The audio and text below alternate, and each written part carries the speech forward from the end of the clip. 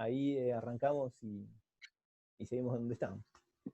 Bien, entonces la idea era comentar algunas cuestiones vinculadas al gobierno de Isabel, no en un sentido cronológico, sino, bueno, hacer algunos comentarios, ver algunos datos que nos ayudarían a pensar el contexto en el cual luego se va a producir el golpe, ¿sí?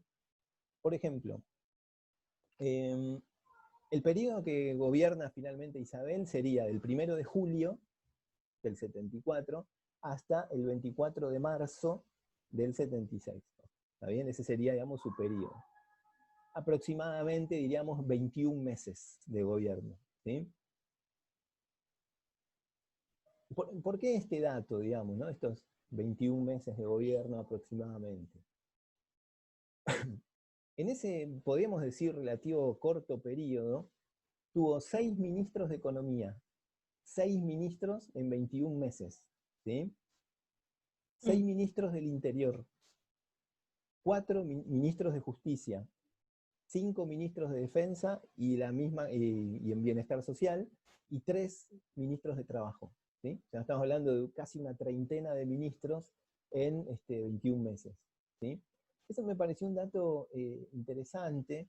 Por ejemplo, tener 6 ministros de Economía en un año y en menos de 2 años, bueno, marca un poco a las claras la dificultad económica, ¿sí? Entre otras cuestiones.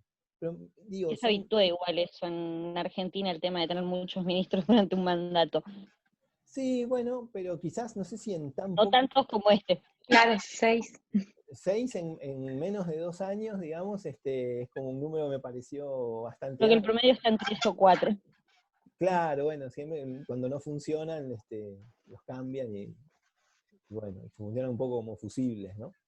Pero me pareció un dato interesante, lo mismo que 6 en el Ministerio del Interior, que es un poco el ministerio que es encargado de la cuestión de la seguridad también, ¿no?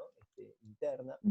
Es una cuestión interesante como para pensar entonces una cuestión de cierta, digamos, inestabilidad en términos de gobierno, ¿no? En términos económicos, en términos institucionales, no, pero sí, digamos, en términos de estabilidad, ¿sí? Cuando muere entonces Perón el 1 de julio, ¿sí? Asume Isabel con el apoyo parlamentario de todo el oficialismo, incluso podría decir también de parte del radicalismo, ¿no? Es decir, Perón había hecho una suerte de alianza, una suerte de pacto de convivencia con el radicalismo. Fíjense que nosotros casi no hemos hablado, ¿no?, de los radicales, y si bien obviamente son la oposición, el conflicto político de estos años, digamos, ¿no?, del 73, 74, no está tan marcado por el peronismo y el radicalismo, sino más bien por los conflictos internos que tiene el peronismo dentro de su movimiento. En esto también creo que hay bastante consenso, ¿sí? Habrán escuchado alguna vez, cuando fallece Perón, uno de los que habla en el velatorio es Balbín, justamente, ¿no?, que dice, este viejo adversario ahora despide a un amigo, ¿no? La frase de Balbín que de alguna forma, bueno, si bien son palabras también para la ocasión, refuerzan esta idea de que había una suerte de convivencia entre el peronismo y el radicalismo, ¿está bien?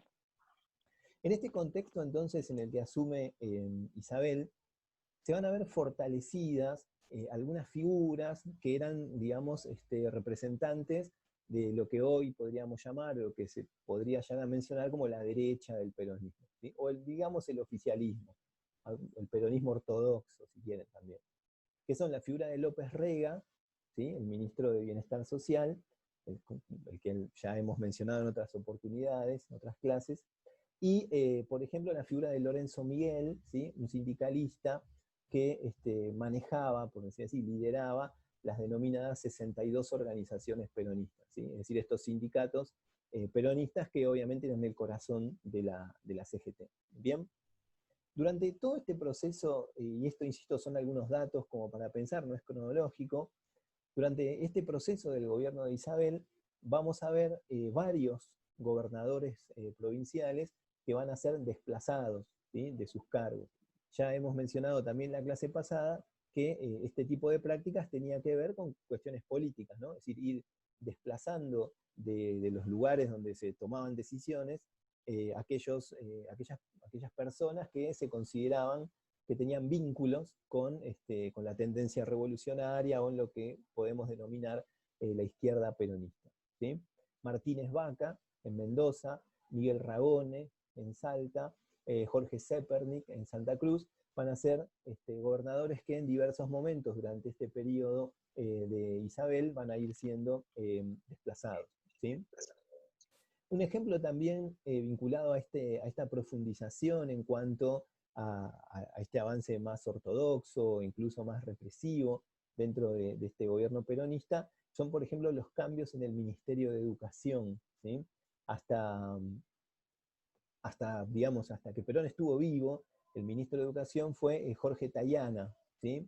Con lo que comenté hace un rato de los cambios, por ejemplo, en el ámbito universitario, donde, por ejemplo, la Juventud Universitaria Peronista, afín a Montoneros, ocupa varios cargos dentro de las universidades nacionales, entre ellas la Universidad de Buenos Aires. Bueno, Jorge Tayana va a ser desplazado por Oscar Ivanišević, ¿sí? Un hombre que se autodefinía ya él fascista, digamos, ¿no? Incluso ya en el segundo gobierno de Perón creo que también había tenido intervención, y algunos dicen que fue uno de los que redactó la letra de la marcha peronista, ¿no? O sea, un peronista muy ortodoxo y bien conservador, y obviamente abiertamente enfrentado, ¿sí? a la tendencia revolucionaria. Bien, esa idea de depurar también al peronismo de la infiltración marxista, ¿no? Esto dicho entre comillas, también se aplicó en el ámbito educativo y en el ámbito universitario, ¿no? Se hablaba de la misión Ivanišević, ¿no? La misión Ivanišević era justamente limpiar todo el ámbito educativo de cualquier atisbo de pensamiento revolucionario o marxista en cualquier sentido, ¿sí? Va a haber una intervención a las universidades, es decir, las universidades nuevamente van a perder su autonomía, se van a desplazar a los rectores y se van a designar otros rectores con una tendencia más bien conservadora, ¿sí? Con expulsión de alumnos, expulsión de profesores, bueno, todo un cambio que lo tomo como ejemplo también para mencionar, bueno, este proceso de profundización del aspecto represivo, ¿sí? Sigue operando la AAA, ya lo hemos comentado, ¿no? Como este elemento paraestatal y legal que respondía básicamente al ministro López Rega. ¿Sí? Pablo, ¿querés decir algo? Ah, perdón, pensé que habías como... Levantado la mano. Parecía que me había levantado la mano, perdón. Bien, en el aspecto sindical también hay una cuestión interesante, ¿no? El gobierno de Isabel va a intervenir los sindicatos disidentes, ¿no? Aquellos sindicatos que quizás habían tenido alguna presencia clasista dentro de sus afiliados, van a ser intervenidos. Por ejemplo, Agustín Tosco, ¿no? El famoso Agustín Tosco, va a ser desplazado de Luz y Fuerza, René Salamanca va a ser desplazado del ESMATA, Ongaro, de la Federación Gráfica, también será desplazado de su cargo, y así hay una serie, digamos, de sindicalistas que van siendo, de diversas formas, van siendo desplazados con diversas excusas y argumentos y metodologías, van a ir siendo desplazados de sus sindicatos. Bien, insisto, son simplemente ejemplos como para contextualizar un poquito más el gobierno de Isabel, que no hemos visto mucho sobre eso. Ahora, eso no significa que este sindicalismo nuevo, por decir, no nuevo, pero digamos ortodoxo, se haya mantenido absolutamente fiel y aliado al gobierno, ¿sí? Este sindicalismo, incluso como hemos mencionado, ¿no? Liderado en parte por Lorenzo Miguel, era como la figura más representativa, avanzó duramente contra el gobierno de Isabel, ¿no? Es decir, se movilizó en varias ocasiones reclamando, bueno, los típicos reclamos sectoriales, ¿sí? Los dos grandes objetivos del sindicalismo, obviamente, como generalmente suelen ser, son los ministros de Economía, ¿no? Tanto Helbar, ¿sí? Como más adelante, ya en el 75, Celestino Rodrigo, van a ser de una forma objeto de reclamos, movilizaciones, y sobre todo Rodrigo, ¿no? Después vamos a hablar de Celestino Rodrigo, que es el autor del famoso Rodrigazo, no sé si habrán escuchado alguna vez, una fuerte devaluación del peso, alrededor del 100%, que obviamente generó una movilización fuerte dentro de las filas sindicales. Ahora vamos a volver con eso, ¿sí? Un ejemplo que también es interesante: en junio del 75, los sindicatos van a conseguir fuertes aumentos salariales como respuesta a esta devaluación que había impuesto el denominado Rodrigazo. ¿Está bien?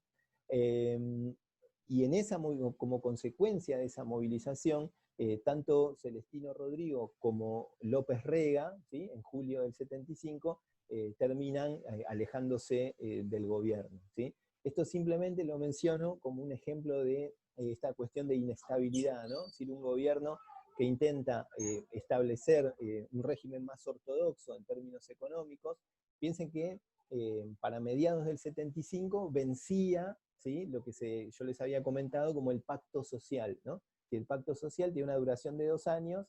A mediados del 75, bueno, ese pacto caducaba y había que volver a negociar, ¿no? En ese contexto, Celestino Rodrigo va a aplicar entonces esta famosa devaluación conocida como el Rodrigazo, que, insisto, va a tener como consecuencia una enorme movilización de la CGT, que finalmente va a terminar con la salida de 2 ministros, uno de ellos nada menos que López Rega. Bien. Hay una cuestión también interesante, pero no, que se está moviendo todo, no sé si ven que se me mueve la imagen, tiene que ver también con el rol del ejército, ¿sí? Insisto, esto no es cronológico, sino para ver la actuación de algunos sectores. Hemos mencionado en febrero del 75, ¿sí?, surge esta famosa orden del gobierno nacional, para combatir a la guerrilla, ¿sí? Y esta es una cuestión muy interesante, porque muchas veces van a escuchar, o en la bibliografía aparece, esta idea de que los militares se excusan, ¿no?, en esa orden, planteando que los militares comenzaron con el proceso represivo, llamados por un gobierno constitucional, ¿sí? Hay una cierta idea de plantear que, bueno, que los militares empezaron a intervenir en la represión llamados por el gobierno, ¿sí? Estamos haciendo referencia al inicio de lo que va a ser el operativo Independencia en Tucumán, que ya lo hemos comentado, ¿sí?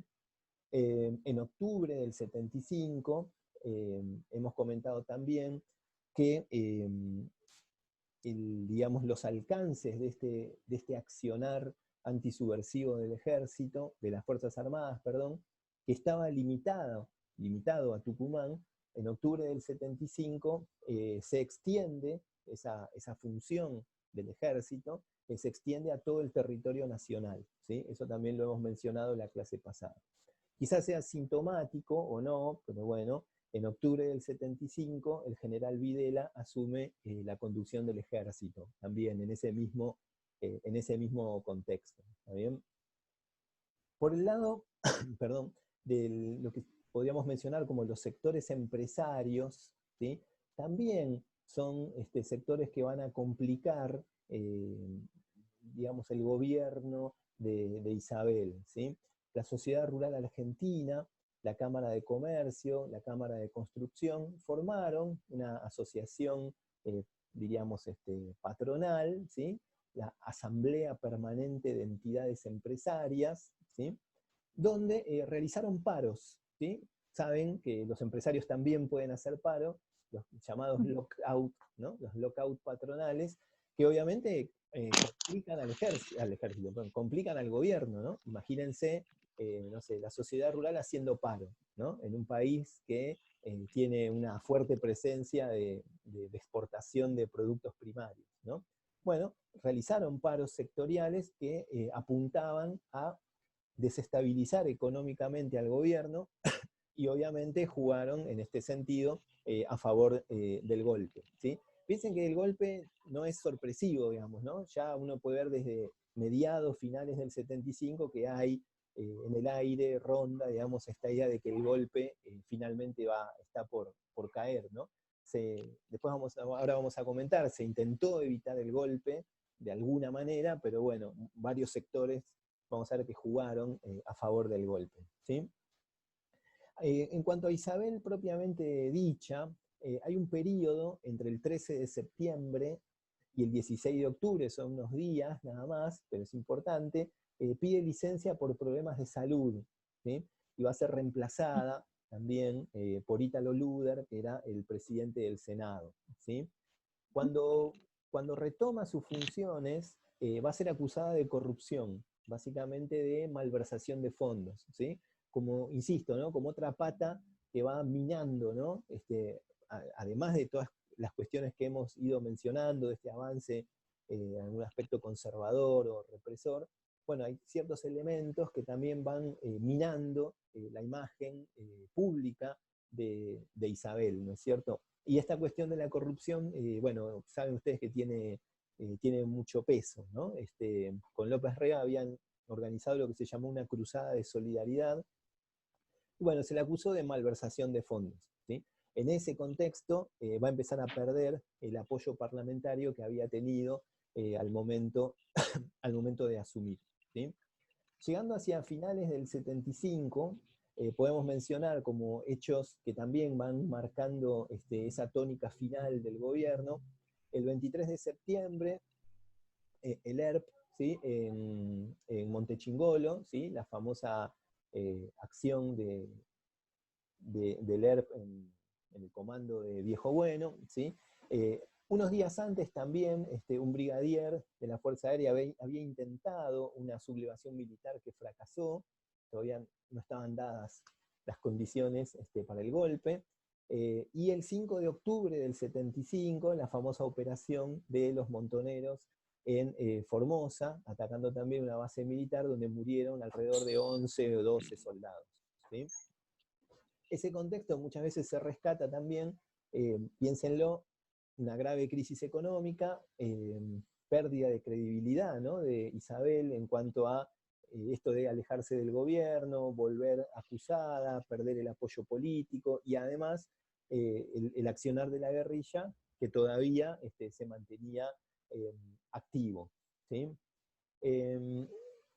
La Unión Cívica Radical, hacia principios del 76, en enero del 76, la Unión Cívica Radical con otras fuerzas políticas, Fuerza Federalista Popular, ahora no nos suena conocida, intentaron, por ejemplo, llevar adelante un juicio político contra Isabel Perón, y ese intento de juicio político a veces es leído también como un intento de evitar el golpe, digamos, ¿no? Si se desplaza a Isabel por un juicio político y asume, bueno, el que le sigue en el mando, que podría haber sido Luder, bueno, probablemente podría haber funcionado como, bueno, una forma de evitar el golpe. No avanzó, digamos, ese proyecto, ¿sí? También Disculpe, profe, ¿quién planteó esa idea?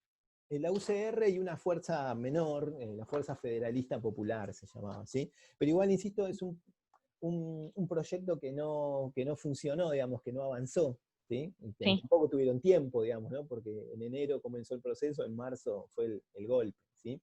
Simplemente les quería mencionar algunos elementos, bueno, que se llevaron adelante como para tratar de evitar el golpe.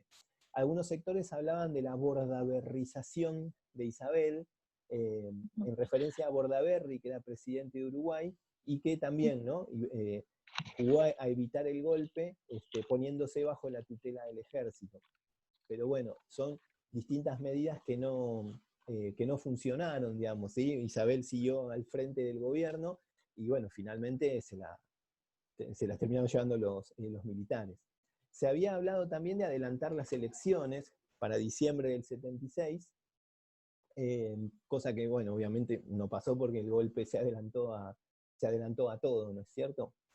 Y finalmente, como para cerrar un poquito, insisto, no es una cuestión cronológica, sino son algunas cuestiones que me parecen interesantes, después ustedes podrán repasar un poco el proceso más cronológico. Eh, Algunas cuestiones que tienen que ver con la economía, ¿sí? Hacia mediados del 75, en junio del 75, se lleva adelante el famoso Rodrigazo, como le decía, es una autorización de aumentar los precios, básicamente, de los servicios públicos, alimentos y demás, eh, un aumento, digamos, tan amplio que significaba una devaluación de la moneda del 100%. O sea, era un golpe muy fuerte, sobre todo para los sectores trabajadores, ¿sí? De ahí la reacción de los sindicatos, que terminó con la renuncia de Celestino Rodrigo y de López Rega, ¿sí? Entre otros, ¿sí? También es interesante que ahí en esos contextos hay ministros que nos resultan conocidos, ¿no? Por ejemplo, Rucauf era ministro de Trabajo, Cafiero era ministro de Economía, ¿sí? Y bueno, no sé, tuvieron, digamos, su protagonismo en esa época, ¿no? De hecho, Rucauf aparece en la firma del decreto que ordena el aniquilamiento de las organizaciones subversivas, ¿sí? Después fue acusado por eso y perdió un juicio, etc. Bien, esta cuestión económica, insisto, enmarca mucho también la sensibilidad social. O sea, nosotros sabemos que la cuestión económica predispone, ¿no?, de una manera a la población frente, sobre todo al presidente, ¿no? Cuando la economía no funciona, es muy habitual, digamos, es absolutamente incluso hasta normal, ver cómo se va desdibujando, ¿no es cierto?, la figura del presidente, y va encontrando, bueno, cierto tipo de críticas. Yo creo que la cuestión económica en ese sentido es fundamental. Durante la presidencia de Isabel podemos hablar de una disminución del PBI, ¿sí?, y un deterioro notable del salario, ¿sí? Son dos cuestiones que también, insisto, predisponen al grueso de la población contra, ¿sí?, en este caso, el gobierno constitucional. Bien. Y acá simplemente les paso algunos datos como para, bueno, ilustrar, ¿sí?, una situación general. Entre marzo del 75 y marzo del 76, la inflación acumulada fue del 566%, ¿sí? O sea, estaríamos hablando más o menos de un 50% de inflación mensual, en promedio, digamos, ¿no? No era ese el promedio, ¿sí? Es decir, una inflación galopante, ¿sí? Piensen, 566% de inflación en un año es realmente difícil de absorber, sobre todo para los sectores trabajadores, ¿sí? Al mismo tiempo, o sea, un aumento muy grande del déficit público, ¿sí? Del déficit en cuanto al gasto del Estado, que año a año va significando una cuota más grande del PBI, y además de un PBI que además se va achicando progresivamente. Para que tengan una idea, el déficit público de la Argentina en el año 75 significaba el 12,6% del PBI. O sea, un 12% del PBI era, digamos, el equivalente al déficit público argentino. Es un número enorme, digamos, ¿no?, en términos de gasto. Solo en marzo del 76 la inflación fue del 56%. Solo en marzo del 76, repito, la inflación fue del 56%. ¿Sí? Son elementos, insisto, que van marcando un poco el contexto en relación a, bueno, el gobierno de Isabel, y un poco a pensar el contexto en el que se produce el golpe. Y un par de datos más. Hay un aumento del desempleo, ¿sí?, que en su momento fue leído como un aumento muy amplio del desempleo. Hoy a nosotros nos parecerían números irrisorios, pero en su contexto, ¿sí?, fue mirado con mucha preocupación. 2,5 de desempleo en el 74, que asciende a un 6% en el 75.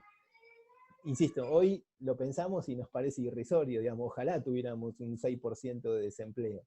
Pero bueno, era efectivamente, en términos laborales, era otra sociedad.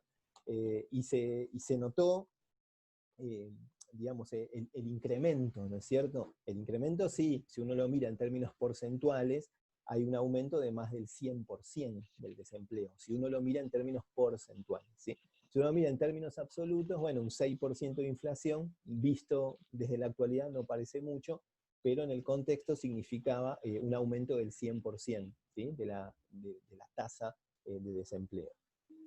Y dos cositas más como para ir cerrando. La violencia política, que fue un poco el eje con lo que encaramos las últimas clases, ¿sí? O bueno, casi todas estas clases. En diciembre del 75,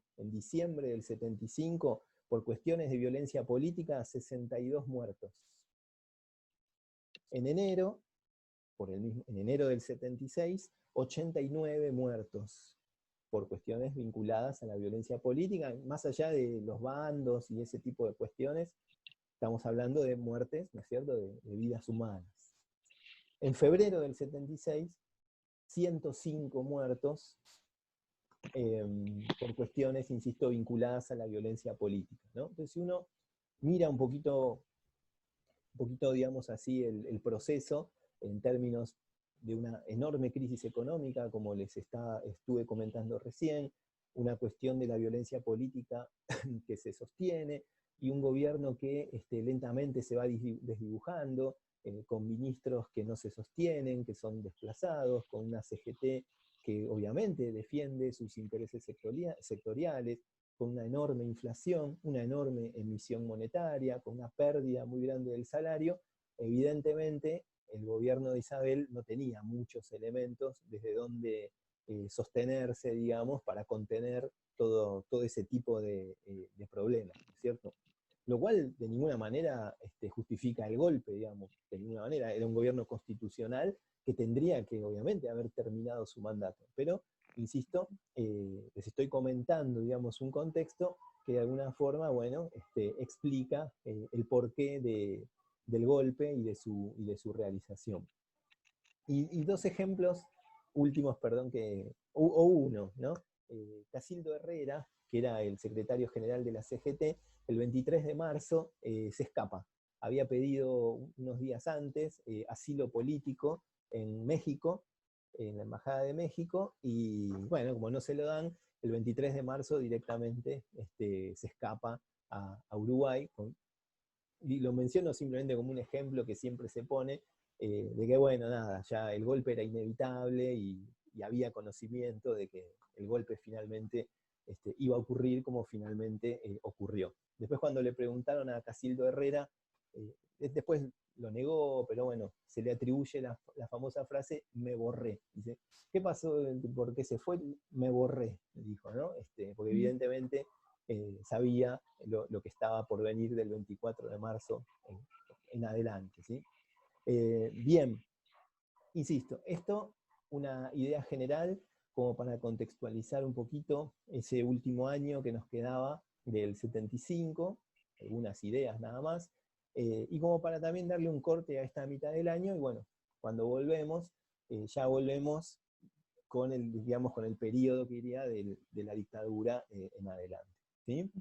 ¿Tienen alguna pregunta o quieren hacer algún comentario que tengan que les haya ocurrido durante la exposición? Profe, la segunda etapa, ¿hasta dónde se supone o hasta dónde vamos a intentar llegar? En realidad no tenemos un periodo, sino vamos a plantear algunas lecturas, interpretaciones que avanzan en el tiempo, digamos. ¿Está bien? Ya Sí. les comenté que la idea no es hacer una historia cronológica, eso lo van a ver, o sea, hoy tratamos de cerrar una etapa, pero quiere decir, las lecturas que hemos venido haciendo van y vienen en el tiempo, toman periodos largos. Entonces, como te digo, vamos a ver algunas cosas puntuales y luego análisis más del periodo en general. O sea, no podría decirte vamos a llegar hasta acá, porque vamos a leer textos Claro. que van a hablar de Alfonsín, que van a hablar de Menem, que van a hablar hasta en algún aspecto del kirchnerismo. ¿Está bien? Pues la idea no es, insisto, hacer una cuestión cronológica, sino en la segunda parte tratar de armarnos como un mapa, ¿sí?, de cuáles fueron las distintas narrativas que se construyeron para interpretar la historia argentina desde la dictadura en adelante. ¿Está bien? Esa sería un poquito la idea. Perdón, Sí. voy a cortar la grabación.